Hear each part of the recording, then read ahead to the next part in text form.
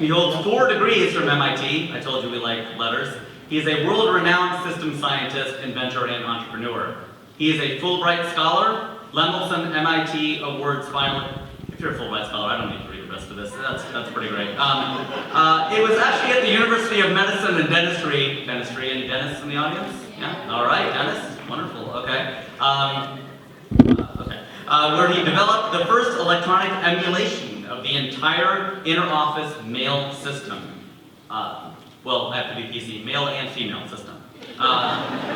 Inbox, outbox, folders, address book, and memo. And I think those are minor things, you know, like when you set in a meeting for yourself and they keep bothering you, and you're like, oh, you know. You ever do that, like set a meeting with yourself?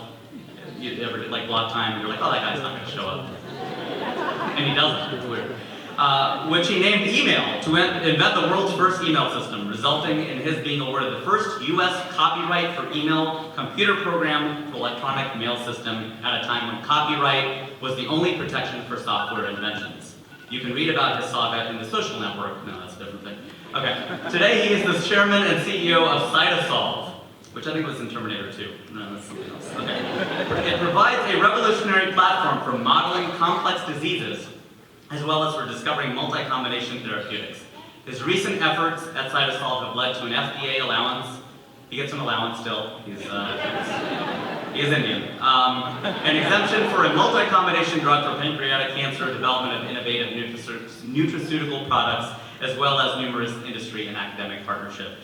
He has also started Innovation Core, a nonprofit project to fuel innovation amongst teenagers worldwide. I would like to welcome, his name is Shiva, and he created something. That's weird for the Hindus, right? Destroyer, created.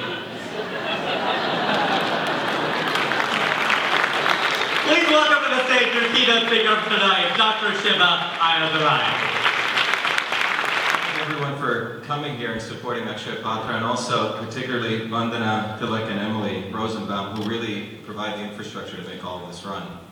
You know, the invention of email is not separated, believe it or not, from what I want to share with you on a very personal note. You know, I came here to the United States in 1970, and my parents, particularly my father, was actually a product of the food program, the lunch food program. Some of you may know, you know, I come from what's called the quote-unquote lower caste of India. And there was a time in India when those people were considered stupid because that's how people had characterized them. There was a very famous chief minister in South India called Kamaraj, and he implemented one of the earliest food service programs. And the idea was a recognition that if you feed people, you can actually make them intelligent.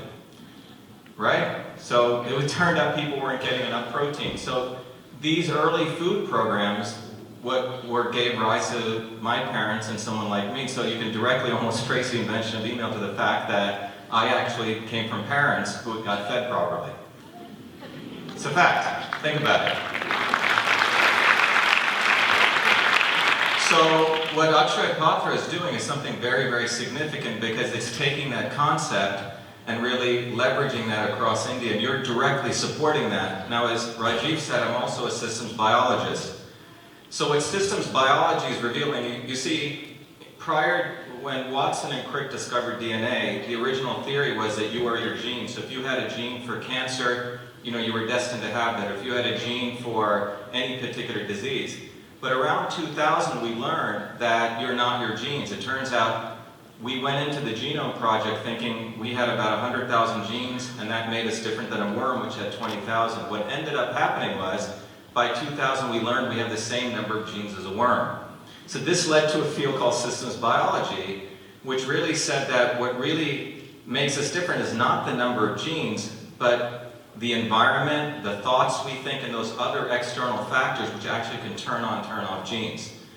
So in fact, as I was coming here, you know, I read, if you go to PubMed, it has all the science literature. In fact, last year they did a wonderful study showing that if you actually start looking at this very carefully, that the nutritional things you get, particularly combinations of good nutrition, turn on and turn off genes which affect neurocognitive health, particularly the hippocampus in the brain, which directly affects memory and emotional stability. So when you're giving to Akshaya Patra and what you're doing directly supports that. Now what's interesting with Akshaya Patra is that you're not only supporting the feeding of kids, but you're supporting innovation. Because when I went to the kitchen, And I encourage everyone to visit that, and I went to Hubli many, many years ago, but you'll notice that not only are they feeding people, but they're doing something much more interesting, is because of the need to feed people at such large scale, they also have to innovate, right? So they directly have to innovate. Emily was sharing with me, you know, they have now figured out how to generate 60,000 rotis per hour. Think about that.